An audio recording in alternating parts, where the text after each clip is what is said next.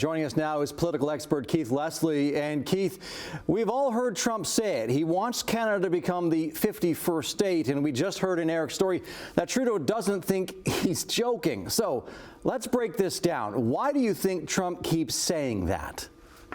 Well, I guess when we hear the Prime Minister say that he thinks it's a real thing, what we at first thought was a joke and then later hoped was a joke has now become a real existential threat. And what does Trump hope to gain by this? Well, obviously, I think the Prime Minister is correct. He wants our critical minerals. He wants our oil and gas, our energy. He wants our water. I mean, he wants all our natural resources. That's all there is to it. And to Trump, everything's a real estate deal. So he's just looking at, the way he would in any other real estate deal, beat up the competitor before you make your final offer, before you see what you can get out of him. So I think that we're in that stage right now.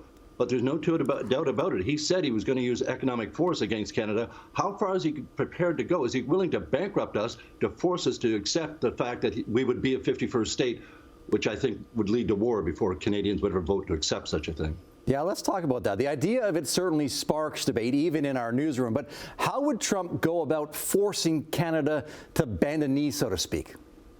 Well, the economic tariffs that he's talking about, and now we're talking about a third set, right? We were talking about a March 1st date for some tariffs, the one we just got a 30-day extension on, an April 1st date for the overall trade deals being reviewed, and now he's talking about reciprocal tariffs next week. So Trump just obviously keeps changing the ground underneath everybody. I don't even think his handlers know exactly what he's trying to do here, but for the most part, he wants Canada, and he could. I mean, 25% tariffs could very quickly bankrupt us, forcing the auto dealers or devastate our economy. I mean, you just cripple it.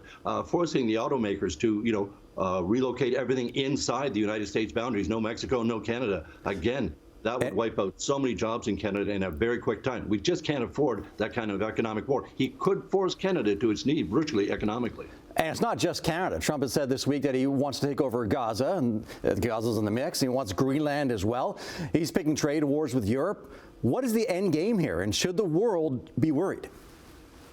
I think the world should be worried. What we're seeing is exactly what was promised. Donald Trump 2.0 is the disruptor, even more so than the first time. And he's literally blowing up, relations with the entire world and with his own government. I mean, the things they're doing that Elon Musk is doing under this Department of Government Efficiency Directive is just insane to most people. I'm certain to an awful lot of Americans who've been providing the safeguards, whether it's in health or border security or anything else, or U.S. aid. I mean, it's just insane. Trump is, he's a disruptor, and he wants to be, the hero in every situation. So, we saw him talking about Gaza. I don't know about that one, but for the most part, he really does want, I think, to expand U.S. territory. And Canada and Greenland are just naturally in his path, in his line of vision.